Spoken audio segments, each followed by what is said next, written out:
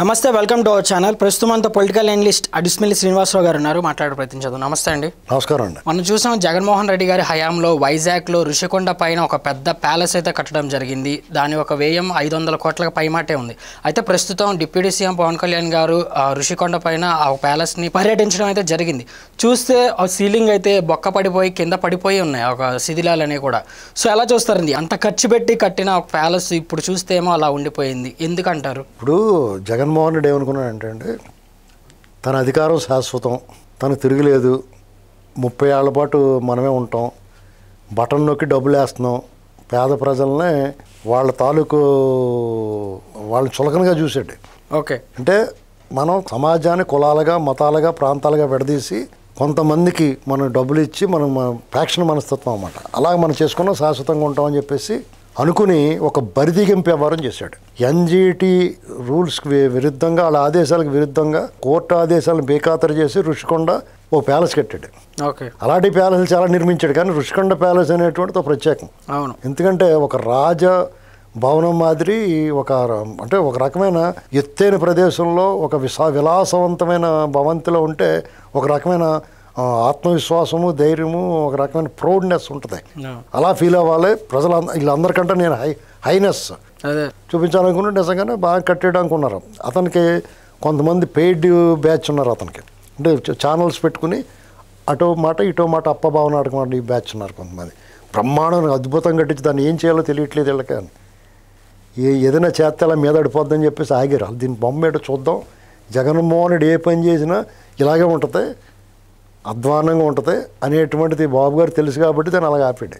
Okay, ఏంటండి పైగా ఆ విషయంలో వీళ్ళ మీద చర్యలు తీసుకోమని మొత్తున్నాం.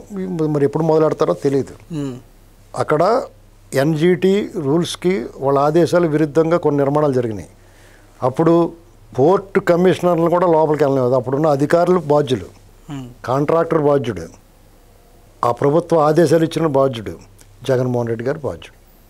అతని కోసం, అతని కుటుంబం కోసం కట్టుకున్నాడు అది. ఓకే, దీన్ని ఒకటి అతని దగ్గర నుంచి దానికి ఆయనకి వచ్చేంత రికవర్ చేయాలి. ఓకే, తర్వాత దాన్ని జాతికి అంకితం చేయాలి.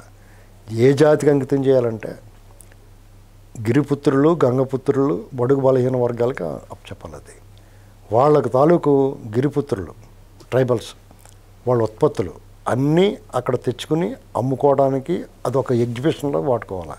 అలాగే గంగపుత్రులు, అగ్రికుల క్షత్రియులు, వాళ్ళందరూ కూడా వాళ్ళ సముద్ర ఉత్పత్తులు ఉంటాయి, ఆ ఉత్పత్తులన్నిటిలో అక్కడ అమ్ముకుని ఏర్పాటు చేయాలి.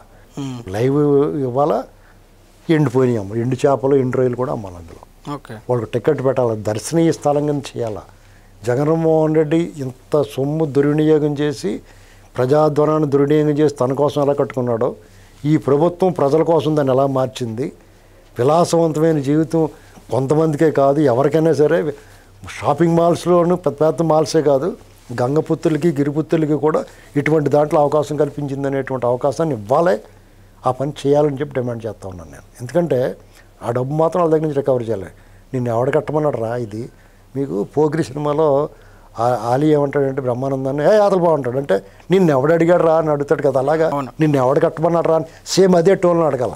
ఓకే, నేను ఎవడ కట్టమన్నాడా, అదవస్ చోదుకోవాలని చెప్తారు. మళ్ళీని బాబు సొమ్ము ఏమైనా పెట్టుంటే కట్టుంటే పర్లేదు, దుబ్బేసిన సొమ్ము, ప్రభుత్వ సొమ్ము, ప్రభుత్వ స్థలంలో ఋషికొండ లాంటి కాటేసి అక్కడ ఏం రోగం వచ్చిందో ఆల్రెడీ అక్కడ బ్రహ్మాండానికి కాటేలు కట్టారు.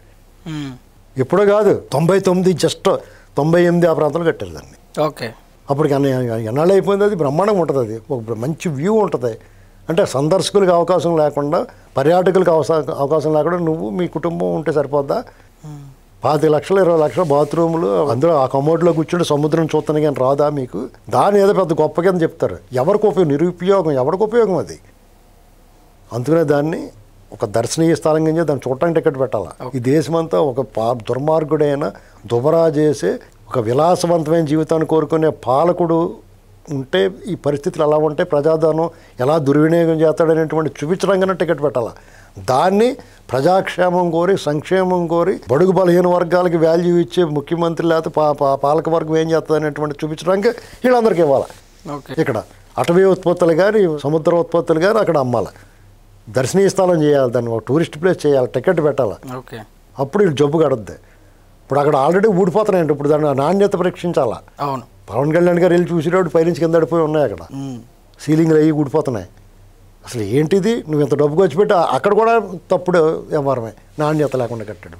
దాని పెద్ద గొప్ప బ్రహ్మాండం కట్టాడు, దాన్ని ఏం చేయాలో తెలియట్లేదు అది అని చెప్పి అతను సోదుకోవాలి చెప్తారు. అయితే ఆ ప్యాలెస్ అనేది ప్రభుత్వ ధనంతో కట్టాం, ప్రభుత్వం కిందే ఉంది కదా, ప్రైవేట్ వ్యక్తుల కింద లేదు కదా, ప్రభుత్వం ఏమైనా అవసరం ఉంటే దాన్ని యూజ్ చేసుకోవచ్చు కదా అని అంటున్నారు కదా జగన్మోహన్ రెడ్డి. అదేనండి, ప్రభుత్వానికి ఎలా యూజ్ చేసుకుంటే దేనికని యూజ్ చేస్తాడు అంటే చంద్రబాబు నాయుడు గారు లోకేష్ గారు వెళ్ళటానికి గెస్ట్ హౌస్ కింద యూజ్ చేసుకుంటే మళ్ళీ బోరుమని రోధించడానిక ఏంటండి. నేను అనేది అందుకునే జగన్మోహన్ రెడ్డి అతని కుటుంబం ఉండడానికి ఏదైతే ప్యాలెస్ కట్టాడో దాంట్లో ఎండి చేపలు, ఎండు రొయ్యలు, పండుగప్పలు అమ్మాలి, అలాగే శేకాకాయ, తేనె, అటవీ ఉత్పత్తులు అన్నీ అమ్మాలి, గిరిజనులకి అగ్నికుల క్షత్రియులకి ఇవ్వాలి ఏంటండి. దానికి టికెట్ పెట్టాలి, ఇదిగో ఇలాగా అతను అలా చేస్తే మేము ఇలా చేసామని ప్రపంచానికి చూపించాలి, అది నేను చెప్పేది.